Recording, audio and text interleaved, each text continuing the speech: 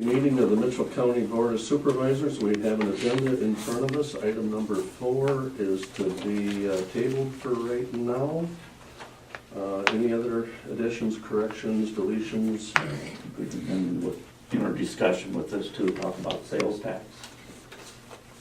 With the Okay. Valent, What's that? with that Valent, or with what's considered sales tax. We want that under items of order? No, I No, think it this- should be with the Valent. Yeah, we Oh, can put it okay. under Valent. Yeah, Sales tax? right. Okay.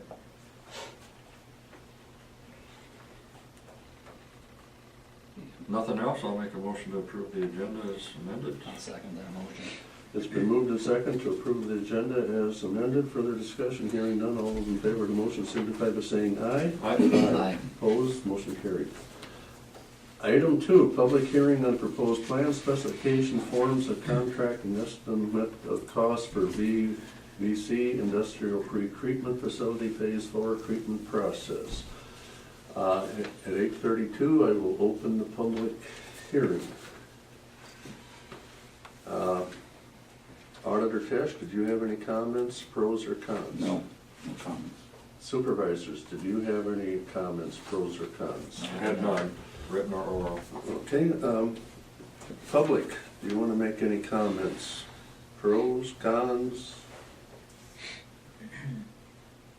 We gotta drag this out for a minute or two. We can't hardly close it the same minute we open it. Sorry, Well, it's hard to make a comment when I haven't seen the plans. no comments.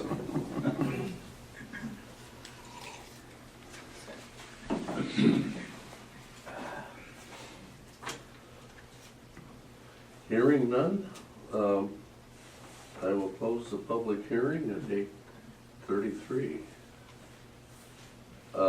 We have a resolution adopting the plan specification forms of contract and estimate of cost for BBC Industrial Pre-Treatment Facilities Phase 4 treatment process in front of us somewhere along the line. This one? This one, Yeah, Should be that- in your packet. Should be in Yep. there. Do we have a? Yeah, I'll make a motion to approve the resolution to adopt the plan specs, form of contract, and estimate a cost. I will second that motion. It's been moved and seconded. Further discussion.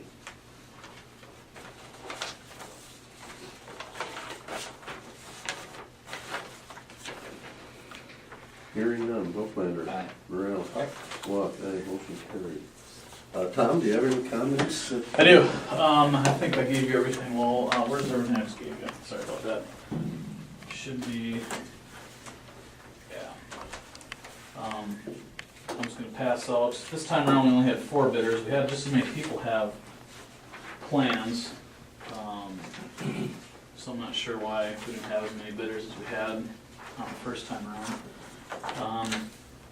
Here's the range. The people that bid were Hinkle, Larson, Rice Lake, and Ritter. Hinkle's low, $7.723 million.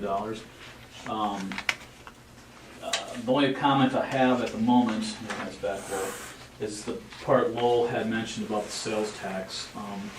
We've got, I don't know if it's a misunderstanding or confusion or what, but probably, I want to say at the end of last year, I had been involved with a conference call regarding this project and funding and stuff like that.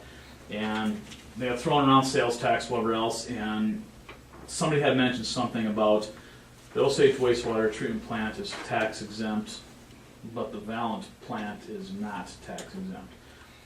So I'm kind of struggling with that because regardless who's paying for it, it's still being done by a non-taxable entity, the county. This is no different in my mind than a street assessment in Osage. They don't tax the part that people pay, as part of their assessment.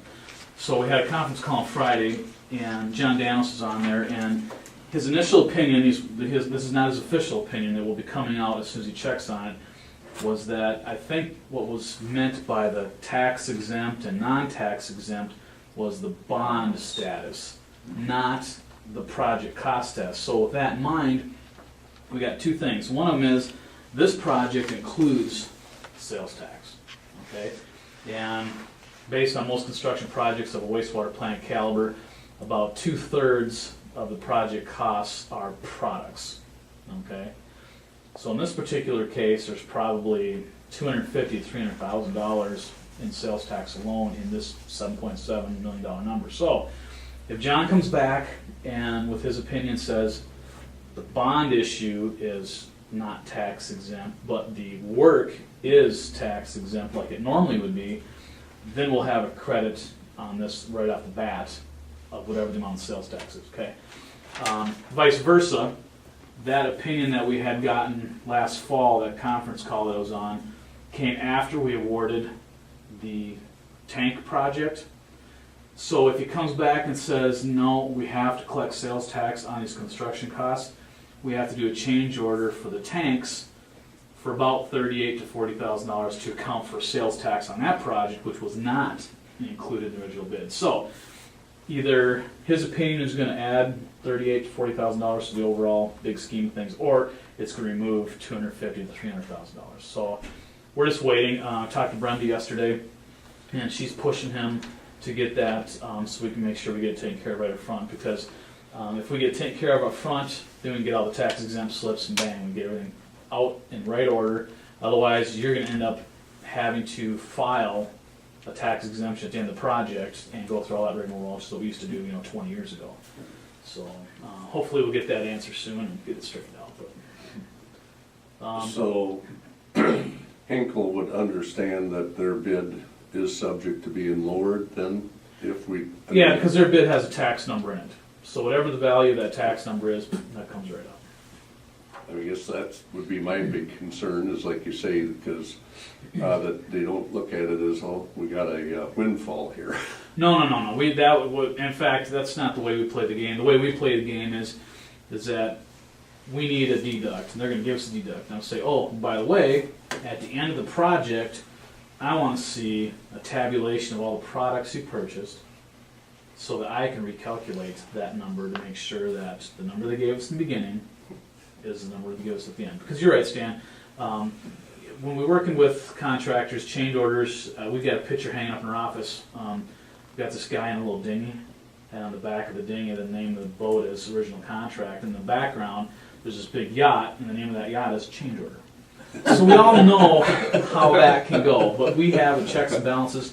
We follow the general standard conditions, which means that even if we ask for change orders in addition to the project, we limit how much the contractor can charge as overhead and profits. They can't add 90% onto it. They can only add 10 or 15%. That's in our rules. So we try to do the best we can to help you folks out, but you're right. I know exactly what you're getting at. So, but we try the best we can to make sure you guys are treated fairly. And then just another last quick heads up. Me and Brenda met with Tom Green, who's part of the Valent folks yesterday. They're getting the costs all worked out.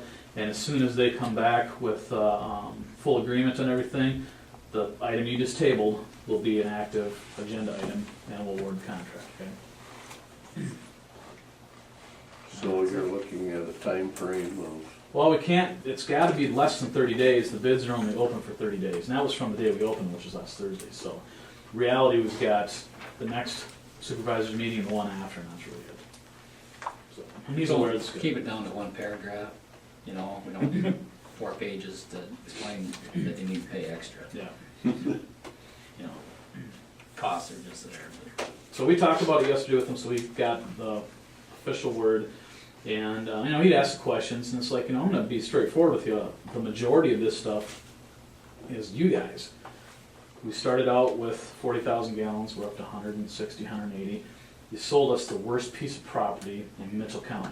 And we've spent over $300,000 remediating that site because of garbage, because of poor soils, junk that was out there. So, that's a lot of money just involved with the site that anywhere else we wouldn't have to deal with. So, a lot of it's not their fault, of course, but, a lot of it is just the circumstances. That's just the way it goes.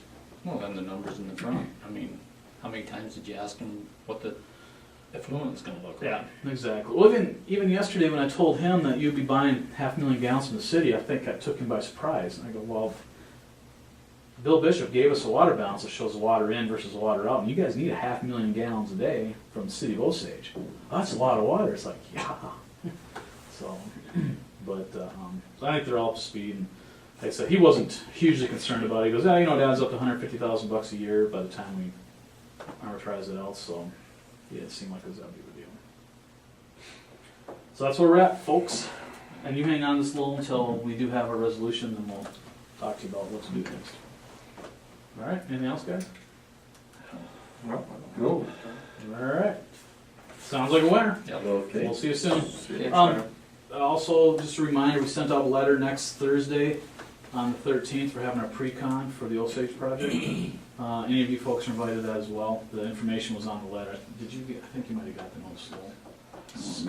Yeah. I'll resend it just to make sure. It might have went to you, Joel, I can't remember either, but it's Thursday, it's at 10 o'clock. You don't have to be it, I don't know how much you guys want to be involved in the project, but I'll be here once construction starts weekly to keep you up to speed too. So. Okay. All right, take care, guys. Thanks, Tom. Yep. Thanks. Sheriff Taylor, did you have anything that you wanted to bring up this morning? Just a couple minor things. Noah Crooks is now gone in the custody of Eldora Training School, so we shouldn't be dealing with him now until he turns age 18 down the road. So he's out of our facility, and that's a good thing. Just kind of on a cost savings note, you can let the other department heads know, but we're starting to burn on our flex fuel vehicles, our E85, at $2.35 a gallon compared to $3.60. What are you getting for mileage? Well, I can't tell you, Joel, other than overall, I'm still getting over the 300 gallons, or 300 miles to a tank of fuel in my truck, so I'm not seeing a significant drop off. So you're basically getting about less than 10 miles per gallon. What's that? Well, if you got your truck, it's probably got a 34-gallon tank. My truck? No, 24. Really? In my Chevy pickup? Yeah. Yeah, so I'm in that 15 to 16, yeah, it's all the time. So, anyway, the vehicles that we can run it in, we're running it in. And when those prices, if 85 goes up in cost or the ethanol comes down, it's an option the guys have, but I told them to burn it when they can. So we'll see how it goes. I'm Yeah. surprised. Yeah, I was at a gas station in Minnesota last Saturday, and the ethanol was 3 cents a gallon higher than the regular What was it? up in Minnesota. Yeah. I don't know, in some places I've seen it where they're the same price, so I don't know if Yeah. Minnesota has a different tax law or what, but. I don't know. But I thought that, at $1, almost $1.30 a gallon difference. Yeah, well, it's got a pencil out. Yeah, so we're gonna give it a shot. Where do you find the E85? I'm buying it at Fuel Time in St. Ansgar. Okay. And I'm not sure if Fuel Time here in Osage has it or not. You get that flex fuel, don't you? What really lowered the price is that the other companies can deliver it themselves. Yes. And that helps. And that's too. what they're starting to do, and so that dropped the price considerably. About 50 cents a gallon, didn't it drop? About Yeah. 50 or 60? At least. And so we'll see in a couple of months. Then we'll have a better feel for things, but I think it's gonna be okay.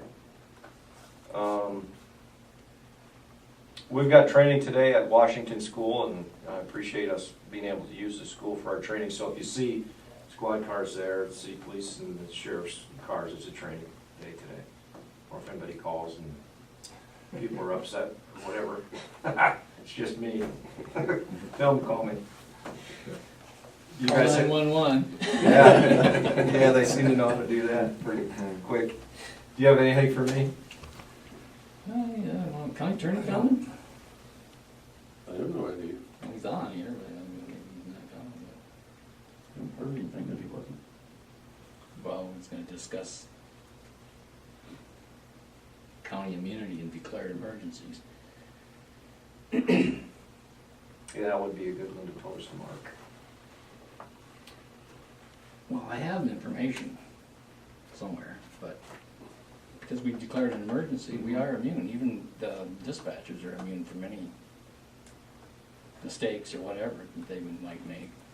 But under code 670.4, chapter 11, or subsection 11, What was the number? 670.4. Okay. May have an impact on one of the car crashes that occurred then. That'll be for Mark to deal with, I guess. Well, look at that, Joel. Well, here, this was at our meeting in It's where that snow ordinance all came out of, but Yeah. it's, and Carl says the legal immunity contemplated by the declared emergency is that of Iowa Code 670.4, which exempts, immunizes against any liability of the county or its employees for, and this is under A, claim based upon or arising out of an act or omission in connection with an emergency response, including but not limited to acts or omissions in connection with emergency response communication services. We declared an emergency, I mean, so you're kinda, and we're not over the emergency by any stretch, are we? Still in effect. Yeah, and I guess Mark can advise us too on when we now wanna come off of that emergency declaration and I think it kinda Get back to depends up to normal. secondary roads. Yeah, we're still working on areas, we still have roads that are closed, and I guess you kinda wanna decide where the severity ends and where we're kinda getting back into normal maintenance. I'd say we still have enough that's, needs to be done, that we need to work on them, so. Well, not all roads are open, are they? No, not all the roads are open, and there's still washouts in a quarter of the lane in some areas, so we still gotta fix that. So, anyway, that's what I was sure. asking about. Yeah, and I'll look at that further too. And that just reminded me, June 24, 5, and 6 is a tractor ride here, originating out of Osage each day. And I met with the tractor ride folks this week. They had some route adjustments because of our road closures and damage, but I think we'll get them off and they'll have a good 3 days. They're gonna come out of Osage Out of the every 3 days? fairgrounds every day. Okay. Yeah, They're gonna leave and be- return. Yeah, they got 3 loops. They do have, yeah, So kind of maybe- north, west, I don't know central. if I hung it on the wall or southeast. not. I think maybe I did hang it up. They're gonna park them at the fairgrounds at night. Yeah, They won't care if a guy goes down and look at them, do they? I think they'd like you Okay. to. Yeah, yeah, I think they'd like you to. Not to interrupt, but they sent an email out, is there a map in that email of their route? 'Cause I'm- Look on the, I think maybe I hung it up on there, Jim, did I? Okay, it's I've all got hard one. surface that they're running, is that right? Look on that lower. It is, hung that out yeah. Okay, there. because I wanna make sure they're all, everything's I had it shoulder. at one time, I can't remember if I hung it up or not. I've got a map in my office, Okay. Jim, too. All right. If you, Okay. if you need it. I just wanna look at the map to make sure we're gonna service. I know one of the routes that they wanna, or one of the roads they wanna be on is down the Sweetwater Bridge area. Unless you say it's not safe for those tractors. Which one is that one? Or Stillwater, I meant to say. Oh, no, that should be fine. Down that way. They know there's gonna be a couple hundred feet of rock. They're, Yeah, no, as far as shoulders, Morning, Mark. we built everything, so that should be. Yeah, and then, we got them off of the river road. Stuff at 8:30, my Something down there. Okay, But otherwise, the route looks pretty solid. okay, I'll get you the copy. real good, thank you. Yeah. Boy, I did have one thing, and I can't document this at all, Greg, but somebody did mention that there's been a time or two that a deer's been hit, and a deputy calls secondary roads to drag it off the road. Well, if the deputy's right there, can't the They can deputy drag it, yeah. drag it? I Yeah, mean, just- why should we put overtime in that for somebody on secondary roads? Yeah. If that really, We and call I it- don't know that that's really, you know, sometimes these rumors are, Yeah, we call them to pick them up, but typically I'll just send a reminder to the guys. Yep, not a problem. yeah. That's all I had. I'm gonna slip out then and go to training, so, Okay. all right, thank you. Okay. Going to school, huh? Yeah. Item 5, county attorney, general discussion. Any questions? Joel's got 'em. Emergency, we declared an emergency in the county, correct? All right, and this all came up, and my understanding is that there was some sort of an accident, but I don't think, according to Carl, the county has legal immunity because we declared it in a state of emergency. Under 670.4, this paragraph in here. And even our dispatchers, until we take that emergency off.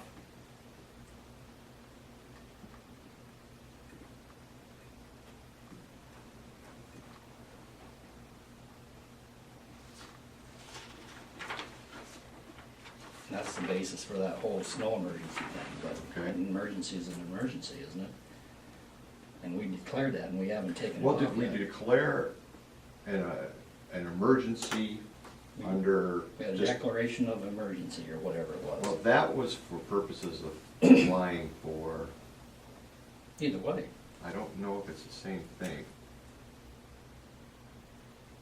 Did we do it before the accident or? It was before. It was right That on was- there. A couple weeks Stan back, called the 3 weeks meeting ago. right away that morning, and Yeah, Monday we had morning, a resolution or whatever it was here. yeah. Then it was, And the accident was the following Sunday. Can I take this? Or Yeah. can you make me a copy? I'll make you a copy, put it in your box if you want, or we can make. I'll make a right after. copy right now. Yeah, 'cause I yeah, don't have that's it fine. with me. Because I'm not sure they're the same thing. Well, then note to ourselves, next time we have a rain event or any event which causes our roads to be whatever, I need to look at that ordinance, because my thought was that ordinance was meant for ice storms, blizzards, snowstorms, not for anything else, but I definitely. Well, the ordinance, but the the emergency part is. the emergency, if an emergency is declared, I mean, is this what you're saying is I'm saying any under the emergency. code 670, Yeah, whatever, yeah, 670-4, under the code, once an emergency is declared, then this Yeah. kicks, I mean, that doesn't necessarily have anything to do with our Yeah. ordinance. No, Yeah, and here's what I think that means.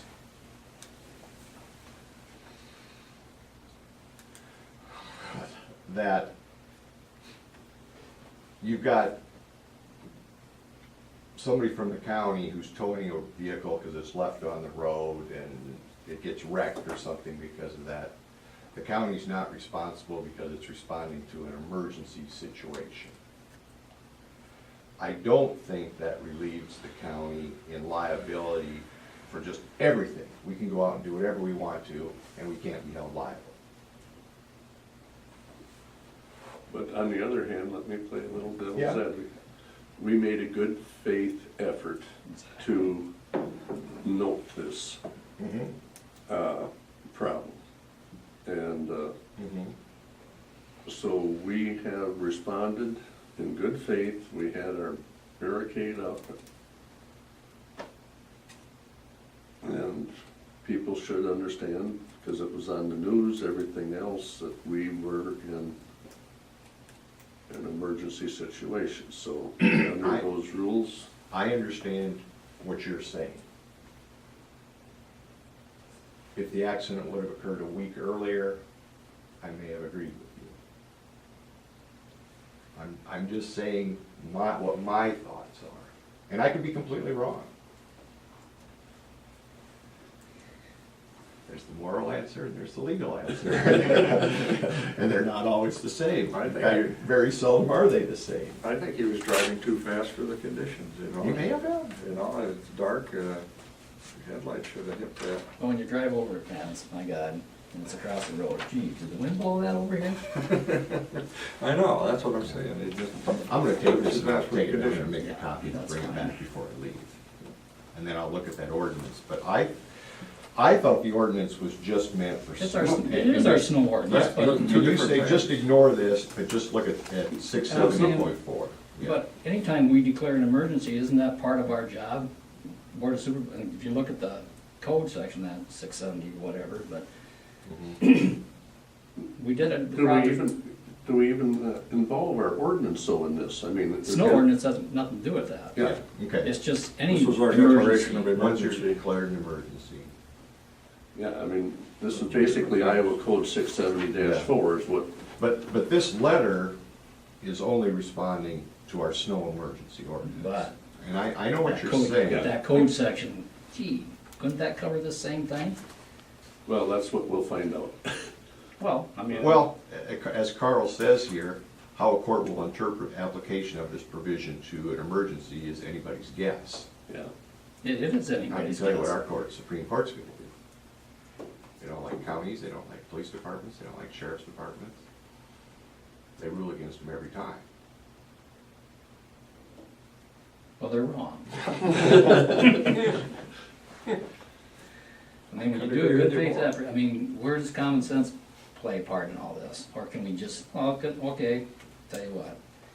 In my car, my vehicle's sitting over at McKinley's right now. I hit a nice chuck hole out on the gravel road. Well, something went wary right after that. So, well, guess I'll turn my bill into the county. No, that's a different situation. Well, it wasn't barricaded, it wasn't flagged, it wasn't anything. It was just a big hole in the Yeah, road. and I agree with you, but, you know, a pothole can be expected in Iowa. That is not out of the ordinary. Would you agree? I mean, I would have to agree. now, if it was a sinkhole that was 8 foot deep and the county didn't do anything about it, you know, what it comes down to is. Just can't win. What's normal and what can be expected? You Oh, cannot. all right, then that same theory. After a rain event, 10 inches we had flooding, Yep. roads washed out, you Yep. can't expect some more roads to be washed out, and you Yep. can't expect a fence to be Yep. across the road. And 7 days earlier, I would have agreed with you. But where in the code does it say you have 7 days to get everything fixed? It We does. still don't have anything fixed, It doesn't. but. Well, I don't care, I'd argue Hey. with it. I'm just, I know Yeah. what you, and I read that too, what Carl said, and how they'd interpret it, but on the other hand, we'll see, I guess. yeah. And like I always tell you guys, doesn't matter what I think, doesn't matter what you think, it just matters what a jury and or a judge thinks. And you know the problem we've got here.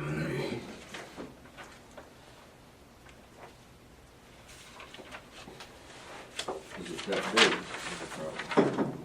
That's the question, you know. Bite the bullet now, or bite a bigger one later? Well, I told you what Judy said, and, you know, and I said if anybody She'll be disagrees along with here that. pretty quick. What's that? She'll be along here pretty quick. Was she coming this morning? Renew the Heartland Insurance, Oh, she's coming this morning? yeah. 9:30. Oh, yeah? But I ran this by her and she talked to Carl and I don't know what they, Well, let's see what they say. She may want to go into closed session. well, by golly, we could. you Because know. we can go into closed session if it relates to Yeah. where litigation is likely to arise. And, yeah, I don't know where it's gonna go, but I just.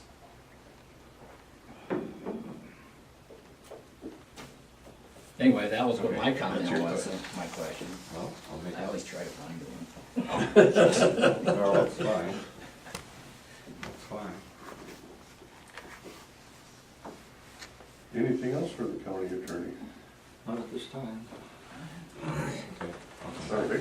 I'll come back tonight. That's great. Thanks, Mark.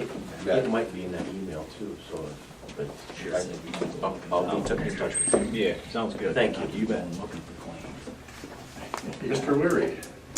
Good morning. Good morning. How's everybody? Great. This is a little soggy around the edges, but we survived. Here's a list of roads that we still have closed. Look how many pages.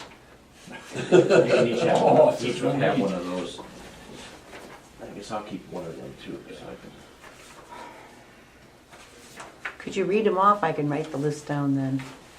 Certainly. Dancer Avenue between 490th and 480th. Echo Avenue between 465th and Highway Are 218. those extras? Yeah, I can just Oh, give you. give me one then. Certainly. Certainly. Thank you. Some of these are gonna end up being open here before the end of the week, I hope. The Dancer Avenue one, I'd like to see that we might be able to start on that tomorrow. Hopefully be open by the end of the week. Echo Avenue, that's a new one that came up just yesterday, and I walked underneath that old limestone box, and it needed to be closed. So that's a new one, and that'll probably be closed until we can get a pipe figured out to. Which one is that? Echo. Okay. That's west of 28. It would be, get my bearings here.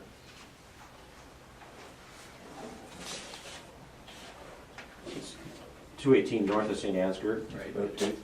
It's a box, it's just south of this, Oh, okay. I T know where that- intersection. yeah. It's an old limestone box, probably built in the 30s, but, CCC built it. by that- Well, is it on that angle? yeah, it's up towards the T by 465th. I was Okay. standing down there and I was talking to one of our truck drivers and I said, it doesn't really look that bad. The water was running underneath the floor. And I drove over it and then I walked in there and that whole abutment is just all caved down. That's not a good deal. So yeah, that one, that's a new one. Well, I'll just go on the ones that I know that we're gonna try to get opened up. The one on Primrose, it's north of the Cedar substation. We're probably gonna, that's a huge structural arch pipe that got washed out of there.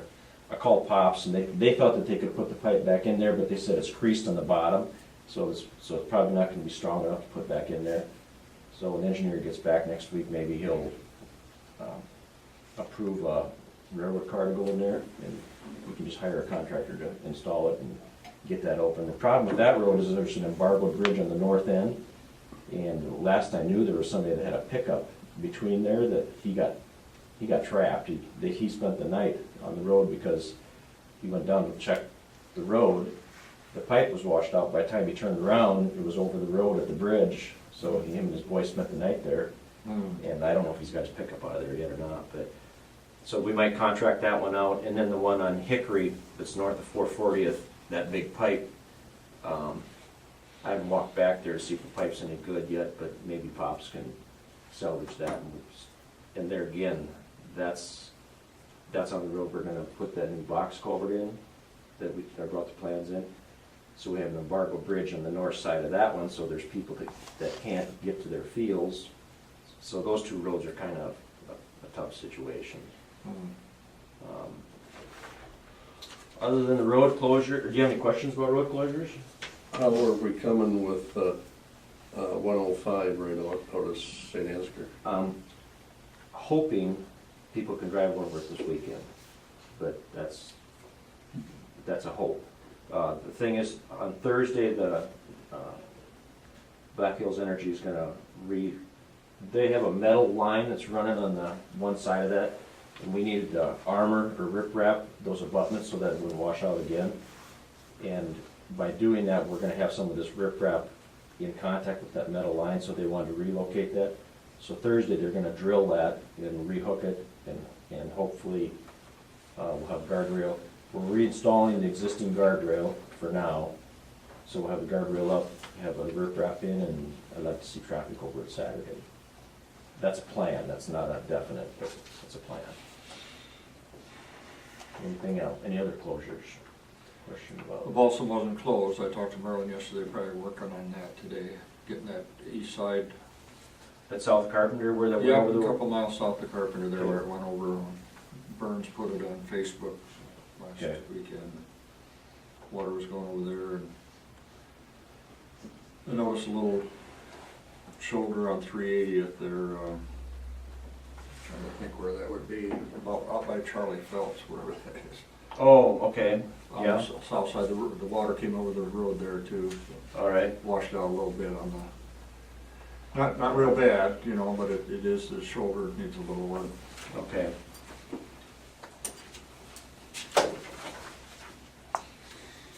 Other than that, I haven't heard of any others that, We tried, well, we did, we worked on the worst areas first, whether it be pipe or shoulder work or whatever, hard surface shoulder.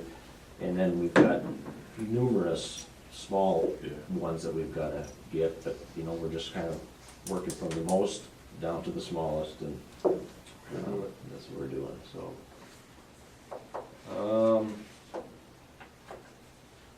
Got, What would you be doing this summer if you didn't have all this? Running a motor grader, mowing ditches. filling in, subbing, done that. Golly, it's gonna be a year probably before you have anything. I had all these, our maintenance guys have been working very hard, and then we had contracted trucks to haul with them. And then I've got 2 excavators reclaiming material, what we can. Go ahead, I didn't mean to interrupt, but I do have some on Oh, okay. corn stalks. Okay, that's a whole nother deal, I think, there, but the excavators are reclaiming what rock that we can get. Some of that's working out good, some of it is, we're getting into sod, and if it's gonna be a problem, we're just gonna have to load the stuff up and haul it away. But a lot of that is blocking drainage anyway, so we have to get it out of the ditch. So those excavators are doing that, and there's a third excavator that he's pretty much been redoing pipe. He did a lot of work around the Anglin Road and that type of thing. I'll have him up there by Otrano tomorrow, if it works out for him and Falk, about 10 Falk trucks hauling material up there. So those are the excavators putting things together. We got grout scouts, they're the mud pumpers that do all kinds of work. They're working on over a half dozen bridge approaches that the water scoured underneath the abutments, and so they've been reforming those, extending the abutments down, rip-wrapping them. They're here working, had Mayers and Pop excavating. Pop's pretty much put landfill together and Stillwater together, and Mayers did a couple small bridge approaches, and then they're working on 105. Let's see. So, all that put together, as of this weekend, I had them all done, give us estimates as far as what we owe so far. We're at about $153,799. That's as of this weekend, and we're not done, so. 153,000 Yep. plus. Yep. Well, on those corn stalk things, Okay. what, is it, do we need to clean the ditches up on the corn stalks, or how, and what do you normally do with them? Because if they're out in the landfill area, the landfill will take them. Okay, And talk to Jerry, he knows somebody north up on Jersey that will take whatever you got, because they use them for compost. okay, And I don't know, he didn't tell me exactly who the person was, but you could contact them. all right, But if you just need a place to haul them and get rid of them, those are the 2 places I know of. okay. So, to tell you the truth, I know corn stalks are out there, but I haven't thought of getting them yet. I know it has to be done. The last time when we had this thing in '08, we just contracted that out. We contacted most of these contractors in the county, said, how much you charge us to clean per foot? We did it per lineal foot, what they would charge to clean per lineal foot, and the materials became the property of them, Oh, okay, so they could do whatever they wanted to do with them. okay. I And wasn't quite sure how that went. that last might be the easiest way to do it. Right. And that way, we're just kind of, okay, we're just paying you to do it, here you go. But if they ask, well, there's a couple Okay. places they Nope. can take them if they want. And I'll remember the landfill, and if Yeah. that other one, I'll have to, where did you say that was? Well, it's up on Jersey. Talk to Jerry Dunley, he's the one that called me Sunday, I think it was. And he evidently was talking to, I don't know if it's a farmer or who, Okay. but they compost, and I suppose, sometimes that's where they get rid of their dead pigs and things like Okay. that, put them in All right. a cob or compost pile. And Imagine we'll- the stalks with that topsoil would be kind of, Well, and they said too, that that's why there's soil in it, dirt or anything, they'll take whatever. Yeah, But, Herbicide and everything else. I guess where it's going. When Rich gets back, I mean, that's some of those big money things, that's what he's gonna have to make those decisions and stuff, and I know what we did last time, and he'll have to decide how he wants to do that, so. The driveways started, and everyone's been pretty patient with their driveways, but now calls are starting to come in as far as they need access to the fields. We called everybody today on the radio and just said, when you see them and you're looking in that area, if it's something you can fix with the motor grader, go ahead and fix it. If we need to have an excavator come in there, start making a list of them, and then we'll have to start dispatching excavators to fix these, and we'll fix them as we can. I'm not really, I'll be good with that. So, I think that's all I've got. Yeah, Mr. Chairman, as long as the county or assistant here, the engineer's assistant is here, Assistant we engineer. discuss the weed commissioner. Sure. He called and wondered when, wanted us to start. Okay. Joe, we'll be Okay. doing that again. And, so I didn't know how soon we should go with that, or weeds are coming, I suppose. As soon as better. I don't have an answer right now, but Yeah, we just- do it whenever, I mean, I I don't just give him see, the go-ahead to start whenever he feels it's necessary. I don't see a problem with that. If we need to get moving on it, might as well do that. But I So. mean, you're caught up enough that you can, Well, it would, I mean, we aren't, but if he's gonna just work on his own with a pickup, I mean, that's, you can do that. Is he working now part-time for you, or not? No, he hasn't been held for us. Yeah, so he's still probably finishing up his arm. So as long as he's not Tomorrow. relying on us, he can go. okay, So are you gonna contact him, or is that something we need to contact him, or? I can call him. Okay, I can call him and tell him he can start whenever. I All just right. wanted to make sure we were all together on the same page here. all right. okay, anything else for Mr. Weir? No, that's all I had. Okay. Jen, you guys are doing a good job, keep it up. They are Appreciate working, it. they are working very hard. They've done a good job. Still more to do, but they're doing it, so, Job security. yeah. Sometimes you don't need that much. Thank you very much. Yeah, thank you, Jim. Thanks, Jim. Just this one, this one's gonna be ready.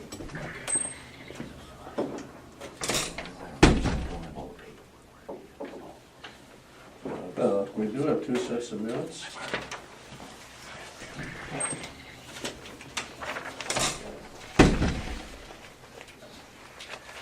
I read them, I didn't have any problem with them, if anybody else does, I'll.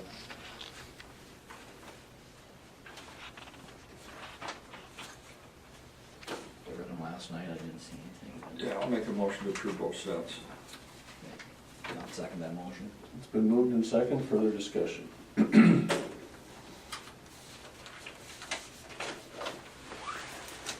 Hearing none, Morale. Aye. Volkmander. Aye. Walk, aye, motion carried.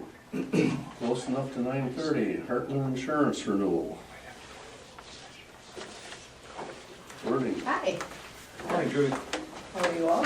Good. We have a question before we really get started with you on Well, as you know, we've been contacting, and we discussed a little bit this morning about the county's immunity. The letter Carl had been given us. Did you want to discuss that in open session? Do you want- Well, I defer that to our county attorney. If you want to get into a lot of detail, I'm going to suggest you go into closed session if you just want general answers, which I don't think is what you want. Well, I think we, because I've been trying to dig around, I think I'd like a little more detail on this. Let me grab the code. You have a recorder here, Lowell? I'll find one. I got one. That one don't. Nice. Pretty sure I know. We have to vote to go into closed session. And then we have to do a roll call vote. We have to state under what section of the code we're going into closed section under. Then we tape record everything, we seal the recording. We have just a general discussion when we come out, what was discussed. I didn't figure you'd walk into this, didn't you? Oh, it's okay. That's what I'm here for. One of those things. Yeah. Here's the solid waste. Oh, okay. Biggest issue there was what comp's gone up quite a bit. Everything else is, But we all knew that was going to go up. and I talked for just a minute about it with Tim Zoll yesterday when I was in Chickasaw. Okay. I told him I was going to give you All right. So there's the invoice in there, and if perchance you pick up a vehicle or a piece of equipment before July. Of course, you 1, guys could make it easy on us if you just stepped outside for. Well, we will, as Oh, soon we as you go will. to close it, I'll turn my camera off. No, we will, we'll go out there in just a second, as soon as you make it that There's work? an invoice in there. Would that work if they just step out? We don't have to go through this whole, It's No. not such a big deal. We need this. I still think if we could just ask them to go out, we'll make that work.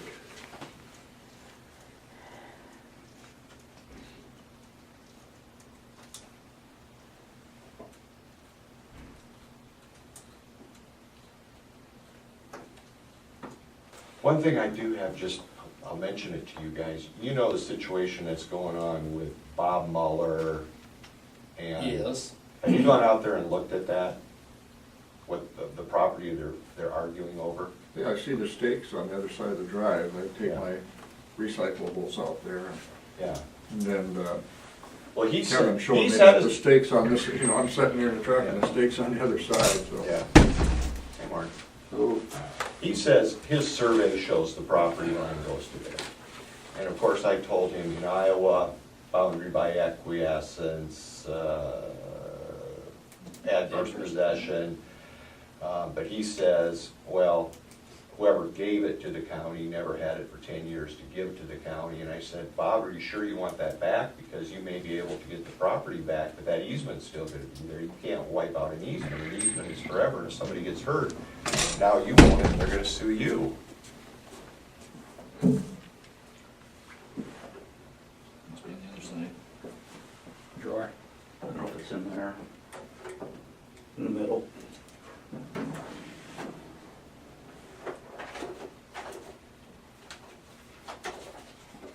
I got a couple of tapes that, you know, I can't put my hand on one right at this moment. Well, then you don't go into closed session. So we'll have to do it some other time. I guess if we'd have known that earlier, we could have. Should just always happen, just in case. You still could volunteer to step out if you would, so that we can have, I'm fine, but you just have to record it, I suppose. Are you guys gonna record it then? no, Somebody's so. Let's just forget it, because Okay. then you're gonna get, oh, they asked us to leave, that was a violation of the open meetings law. Just, no, we can't have a recorder here, we're not gonna try and skirt around it. I'll give you a call, Okay. and then we can kind of walk through how you wanna, what you wanna do with that. Okay, it seems like I was just here, but here, I'm gonna go through the 13-14 renewal. And what I'll take you through first is just the renewal for everything but the work comp, and then we'll spend a little bit more time on work comp. As in all years past, the Board of Trustees of the board decided to allow for premium credit. And this year, they took a pool of $400,000 and divided it among the counties. And how that gets calculated is all of your claims, or excuse me, all your premiums that have been paid since 1987, and then netting your claims out. So some of the smaller counties don't always see as large of premium credits because they haven't paid in as much premium. You, however, have had such good loss experience that your premium credit is fairly close to some of the larger counties. So I think you need to pat yourselves on the back for that. So as you can see there in the letter, your premium credit for this year is $31,729, and that comes directly off the bottom line of what you owe. And then there's also a premium credit of $25,000 that's divided among the special acceptances. In your case, you're part of Chickasaw Mitchell Case Management, Early Childhood Iowa, which used to be FMC Empowerment, and then FMC Solid Waste and your 911 board. And if you add all those premium credits together, that totals $4,321. So those are allocated out as far as we put in all the premiums for all the special acceptances, and then they're allocated out as far as their portion of the premium of special acceptances. So if we look at the next sheet there, there's something you're really familiar with. It's exactly what we've done all these years. It shows you the comparison of this year's premium compared to last year's premium.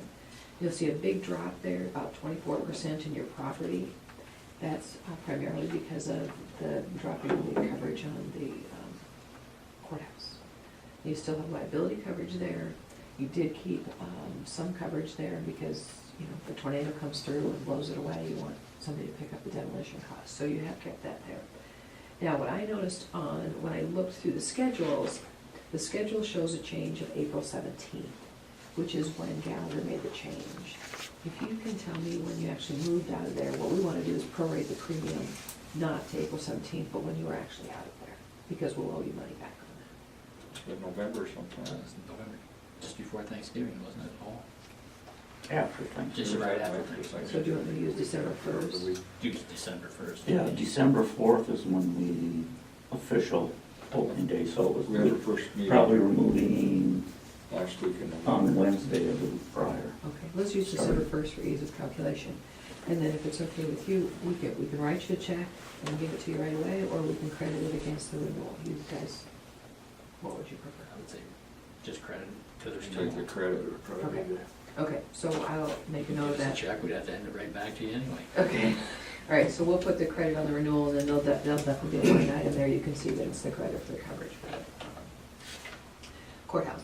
Now, as we go down there, your inland marine's up a little bit, but you look pretty much, it looks like you purchased some equipment, because if you look down below, that shows what your exposures are, so you've gone up in exposure. Whether machinery is down, that's primarily because of the courthouse. Airs and emissions, we didn't have any new employees, so that's just flat. General liability, that's expenditures, your expenditure calculation was down. We talked about this before, because unfortunately, I think last year you saw a huge spike in it, and calculation kind of makes you go like this with your costs. Every year I say I'm gonna talk to Genesis, every year I talk to Genesis, so we could, as a reinsurer, to try to come up with a better calculation that would even those out.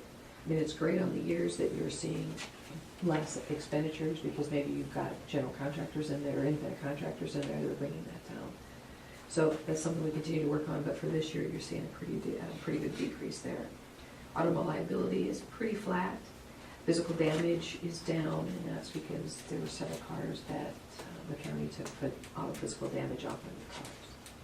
So you always have liability for all of the cars you own, and then you decide whether you want the comp and collision on it. Crime, that's not, that's just if someone should come in and take cash from one of the offices in the courthouse or in one of your entities, that's not employee fidelity. I think you have employee fidelity through someone locally on that in case you would have an employee steal. Workers' compensation, you can see that's up by 17%.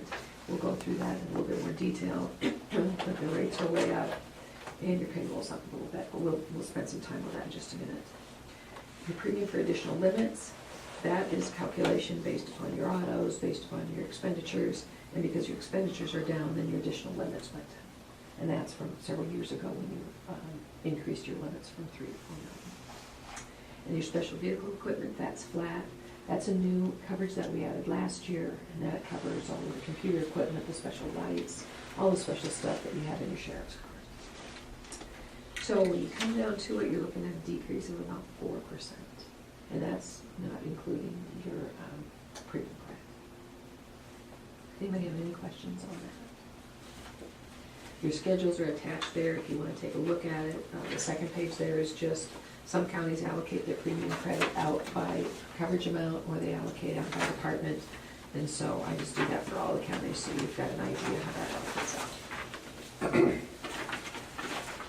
Now your second hand up here is, I'm going to take you through a little bit more detail on your workers' compensation.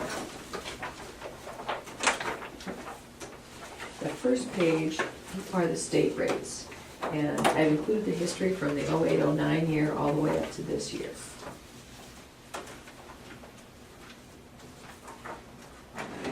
So if you take a look at there, there are 2 columns with yellow headings there. Because the state of Iowa took such big rate increases, they kind of stair-stepped it this year. So if people had a renewal from 1/1 until 6/30, they got the new rates, but they're lower. Anybody with a renewal of 7/1 and later gets the higher rates. Now, we talked about this briefly with the trustees at Heartland. Heartland agreed that we should take the 7/1 rates. Keep in mind, for those people that were on the first 6 months, they're gonna get their big jump at the end, because then when they renew next year, they're gonna renew with next year's rates, and if there's another bump, they'll get kind of 2 bumps. So it's either pay me now or pay me later. But I put everything in red where we have a rate increase, and you can see that everything's pretty much in red. Clerical is the same, and snow removal is down just a little bit, but everybody else took a pretty good hike. And again, the pool uses the Iowa rates, those come from the NCCI, the National Council of Insurance Commissioners, and so we don't set those rates. All of our other rates, as far as property liability, those haven't changed since the 2008 year. So, but because the pool uses these rates, that's where we've seen the rate fluctuation. Now, the second page there is your calculation on how we come up with your workers' compensation premium. So we get the estimated payroll, and in this case, Pam worked on that with Client. So we get that estimated payroll, and we divide it by 100 and then multiply it times the state rate there, we get the estimated premium. So if you add that all together, your estimated premium would be $162,618. And then we apply your mod factor to it, and we'll talk about your mod factor in just a minute, which in your case is a 0.84. And that takes that premium down to $136,599. That's pretty much what you would pay if you were in the commercial market. There might be a few credits they might give you, but the commercial market is more and more getting away from any kind of premium credits on work comp. Now, if we run you through the premium credits that we get from the pool, which are about 34%, that what started out as 162, which came down to 136 with your mod factor, comes all the way down to $95,995. So those premium credits, discounts have nothing to do with the premium credit we just talked about, but you can see it lowers your premium by quite a bit, just by being in the pool. Now, the next sheet there, it won't take tons and tons of your time to go through this. You can kind of look at it when you've got some time. It's just a quick explanation of what goes into figuring your mod factor. And very simply, I purchased a software called ModMaster, and I put in all of your losses, I put in your audited payrolls, it runs through their calculation, which mirrors the NCCI calculation, which is what private companies use, and that's how we come up with your mod factor. Now, there have been some changes this year. They took the split point, which means the point at which your claim goes in there at 100% and then starts decreasing a little bit. That went from 5,000 to 10,000. So that will affect people's mod factors at some point. They're also taking in the past, it's pretty much been your frequency that has really driven your mod factor. Now it's going to go, that impact is going to go more on severity. Now, in the past, you have been very fortunate. Your mod factors have been in the high 70s, low 80s, which is awesome. We probably will see an uptick next year because of your July accident from last year. That accident, we've got subrogation potential on it. Also, in the state of Iowa, we only include up to $136,000, so that entire claim will not go into the calculation. So that last handout there is your actual mod analysis. So it goes by the 3 years, the 9-10 year, the 10-11 year, and the 11-12 year. We don't use the current year that we're in, so it would be, all of these would be actual audited payrolls. These are exactly what you paid your employees. And then on the right-hand side of the sheet shows your losses. So you can see for the 9-10 year, losses are pretty negligible, $2,900. Up a little bit for the 10-11 year, and then down back a little bit for the 11-12 year. Again, putting all that data in there, that comes down with, gives you a 0.84, which you had a 0.85, so you're down just a little bit.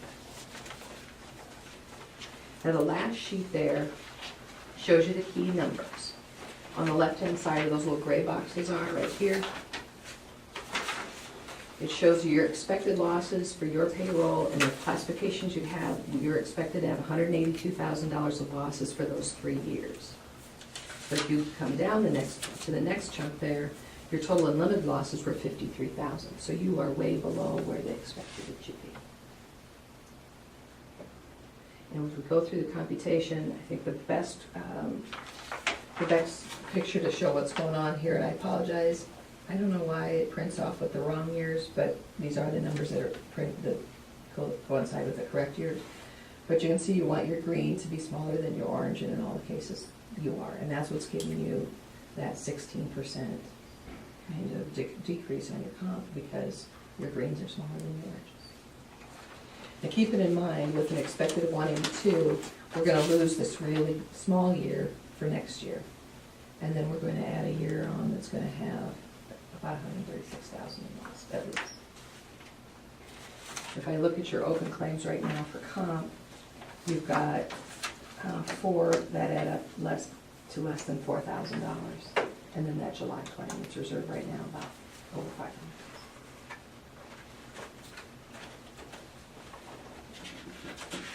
Can't change it. No, Judy keeps an eye on it, our claims person keeps an eye on it as far as managing the medical. And we talked about it at the supervisor, at the board of trustees meeting. So this is something that we just have to keep working on, case managers working on that. And then as far as just what's going on at the pool, Things I think are going pretty smoothly with CRS.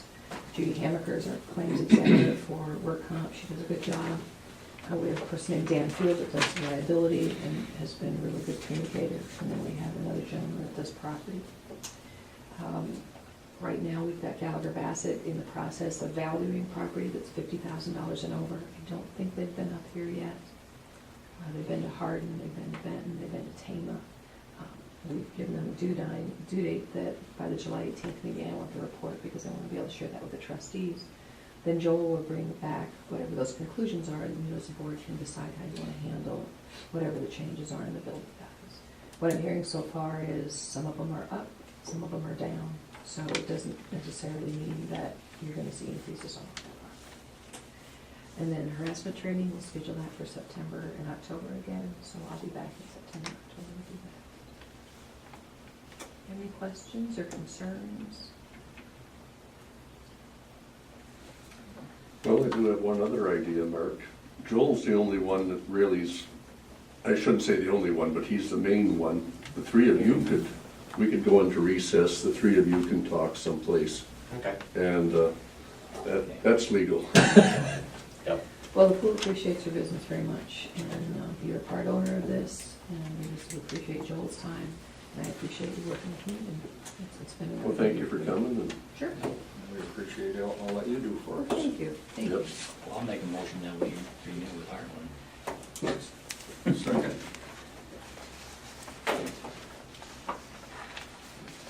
Okay. Removed and second, further discussion.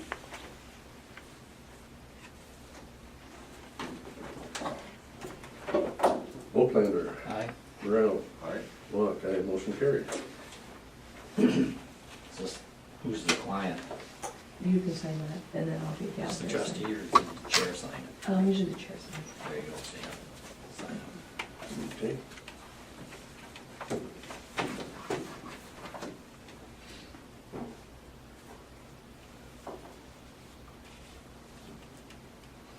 Were you the chair last year? No, Bob Bob was was- my last Okay, year. so I'm 3 years before Yeah. that. I was thinking you were the chair.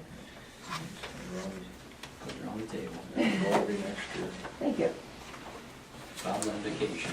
About vacation. Stands in. So that would Here, be- sign that one. And then you can just put that, that's the actual proposal, which is pretty much the same as the last years. Sure.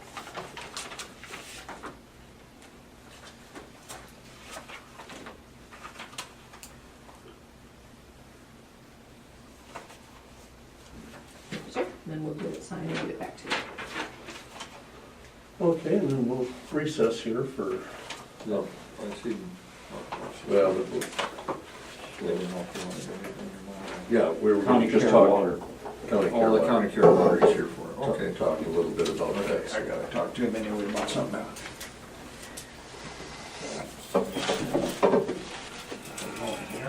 Yeah. Down at New Haven there, you know what I'm talking about? They said them bags of garbage were floating around. Okay, item 10, discuss county care water. We had received a document from the DNR. I guess what always concerns me is they started out with, we would like you to do this, this, this, this, and this, and they had this whole big list. And, well, it'd be nice to have a second well, it would be nice, I mean, that's only $15,000, $20,000, $30,000, and it would be nice to have. And so I thought at least we ought to be, Where does that fit on the cost report? yeah. It could be nice too, but, you know, it's not in the budget. And even taking the water samples, I see that they want faucets that don't have screws. Screen in there. And I mean, Yeah, you pick up bacteria off of threads, that's why they do. And actually, I carry a little, I get a little adapter that you put right on the threaded thing that's not threaded on the other end, so you can sample off of that, and I just carry that around with me. I explained that to him, he said, oh, okay. So I'm kind of surprised we put that on the report, but. So does our water come back bad? No, County Care has good water. I don't see if we have a problem No. Basically what they did is they Something about the chlorinator or something out there? well, the summary, I mean, they summarized at the end, there was no significant deficiencies and just minor deficiencies. They had that the static water pumping levels need to be measured. And you gotta have an air line down to the pump in order to do that. We don't have one of those, so all they do is say that next time you change a pump, you should put an air line in. Well, if we ever change a pump out there, we'll have them put an air line in, which is no biggie. And then,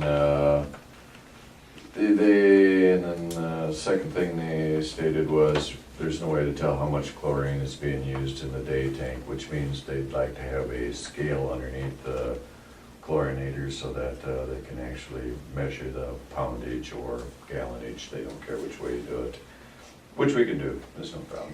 Is that chlorine metered per gallon or something like that? I mean, if you turn the water on and there's so much chlorine going into it, or how, what is that? Yeah, there's a little chlorinator and you turn the dial to, depending on how much to feed into it. And you determine that by when you're doing your testing to see how much chlorine residual is being left over. Which is the third thing that they had on here is they want the chlorine residuals to be measured on the weekends also, not just during the weekdays. Now, what I think happened here is when they set up the permit out there, they probably said, well, you know, you only have people out here during the weekdays that are competent enough to do the testing. We're probably fine with just 5 days a week. But since then, the DNR has said, no, you gotta have it every day of the weekend. So Peggy just has to have somebody, whoever's working on the weekend out there, do a chlorine residual test. What was the matter with our water that we're chlorinating it, or wasn't there ever anything that they just are doing this as a precautionary? You can get to not chlorinating your water if you can show 12 consecutive months of no bacterial results in your testing. So I believe when they first opened up out there, they must have had at least one bacteria. And so once you reach that state, you're stuck having to do chlorination. Forever and ever. Forever and ever. I don't know if there's a way to get out of it. Because I've often thought about it. I know like Orchard has really good water. I mean, I only have to add, you can tell how good your water is by how much chlorine you're adding to it. Because chlorine will go in and will eat the bacteria, and if you add chlorine and there's no bacteria for it to eat, then when you test, it'll just show all your chlorine that you added is still there. That's how it works. And you know, Orchard might be, and County Care might be one of those places where, you know, it just naturally comes up out of the ground good enough that you don't need to add chlorine. But the other thing I brought up while we were out there is I seen the number of people that we have out there. Where is it down here? It's total population served is 25 out there right now. That's including patients, staff, and everything, and that's right on the line. Because once you go below 25, you're no longer a public system. So I talked to him. I said, so if we end up losing a couple of patients out here, and we drop down a couple, I said, can we make this go away? And he said, it's possible. Did they go to 15? Yeah, 15, and then, I don't know, you have Residents. 10 staff there on. at That would one be time. Rod's question, is 10 staff that's there? Yeah, they have 10 staff. They also count. Yeah, but Yeah, it's, but all at the same time. No, I know, and it's total. It It's just doesn't matter if they're there or not. right. It's total number. He said, and then you're gonna have the problem of visitors because they're gonna want to count them. But either way, we're right on that borderline that if we start, you know, if you lose a couple of residents out there, it might be something we want to consider questioning We them want to about. get more residents. Yeah, okay. Well, hardly makes it on its own now. Yeah. So at any rate, as far as a DNR inspection, it was actually a pretty good one. I mean, because they always always find some kind of deficiencies. This time they were kind of struggling to find some deficiencies. But what always scares me is when they have this list that says you may want to, one of these days that may turns into shall. Yeah. They always have a way to figure out that, Lots of recommendations, they always have lots of recommendations. Yeah, hopefully they won't switch. I can't see them actually ever telling us we need to have a second well for backup. That seems unreasonable. I'd see if we had 100 people out there. Yeah. I think that probably the concern out there is that there is no alternative backup. I mean, we can't hook up to a city line or whatever. If for some reason that well were to go down, we're just out of water out there until, and like I talked to Peggy, I said, well, you know, in a worst case scenario, if that pump went bad and we were out of water out there for a couple of days, well, hey, you'd probably have to cater in meals for a couple of days and take your laundry into town or whatever and just bring some bottled water out there. It's whatever we have to do for a couple of days. I mean, the idea of having to drill a second well out there just to cover those couple of days that it would take to replace a pump is kind of ridiculous. Then you'd have to test that well. Sure you would. One we're not using. Then you'd have two here, Yeah. two of them to play with.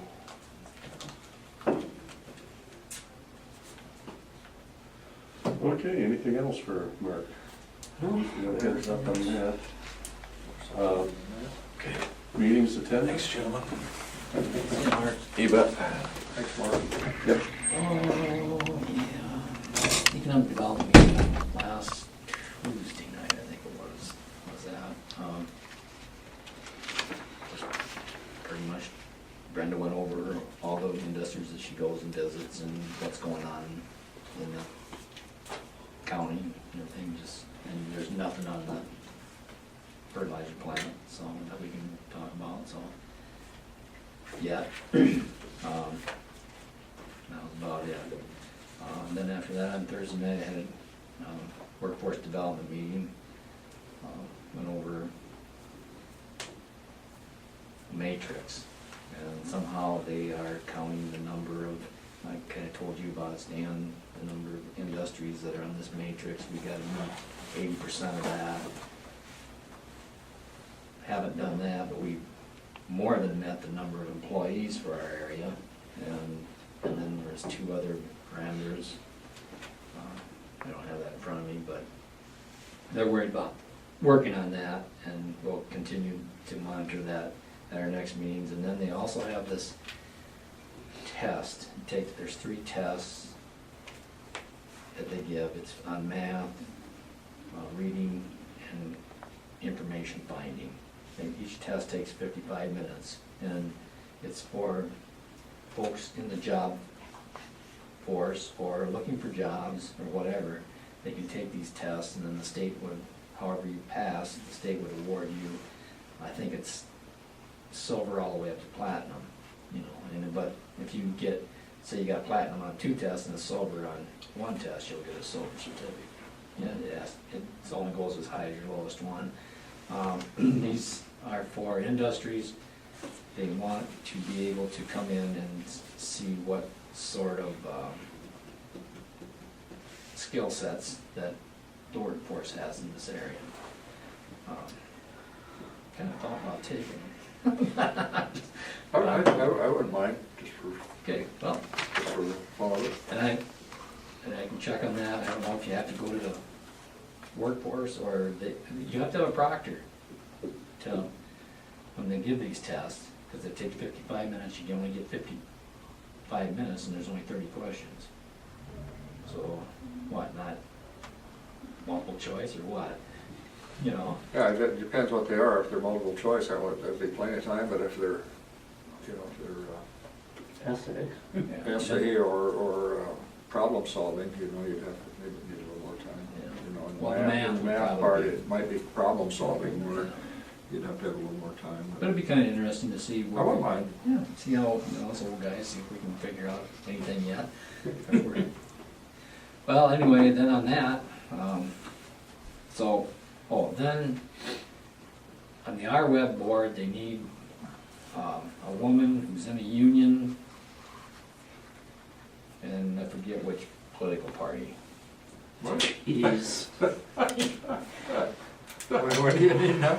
To serve on the RWeb board, that's the regional, and I'm not on the RWeb board, and I'm on the CEO board, but it's Is it a labor poli- force, it's labor. Is it political appointment or what? Yeah, it has to be approved, and it has to be political party balanced and gender balanced, and so we need a woman that's in the union, that, I forget which party it is, it's usually Republican or Democrat, I can't remember, but. The only place I said in Mitchell County that I know of that they might have women in a union would be the hospital. Yeah, there might be a nurses union there. Yeah, and I think, I don't know if that's staff, you know, if they're unionized yet or not. I know the cooks used to be and whatever, but, and that was that, and then Friday I was sitting on a conference call with Brenda and Tom and Danos. And John asked me, he said, would the county consider 80-20? I said, no way. On the BBC overrun. Said what? On the BBC overrun, John Danos asked me, would the county consider 80-20? I says, I don't think so. yeah. That's a pretty bold He statement. was kidding. I'm I sure. hope so, wow. You wanna start this plan or you don't wanna, it's up to you guys. Yeah. And there again, I go back to what Mark said, always, you know, when you're doing an agreement or whatever, one page is probably so much better. You know, when BBC asked the county to build a pre-treatment and we'll pay for it, that could have been the whole thing, everybody signed right here. You build and we'll pay for it. Yeah. You know, and that's basically what it's happening, but.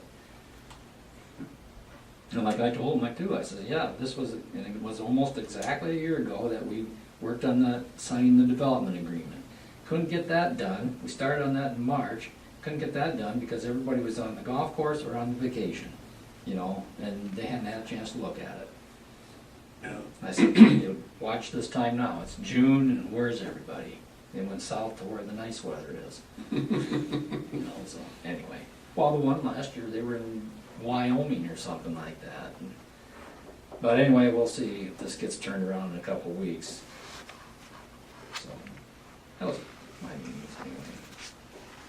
Well, I had the Upper Cedar, and of course, Floyd, Chickasaw got the Huck, and they had the best application, so that was actually on the Rock Creek application. There's some things that Soil and Water can do and apply for some funds, and so they're going to work on part of it.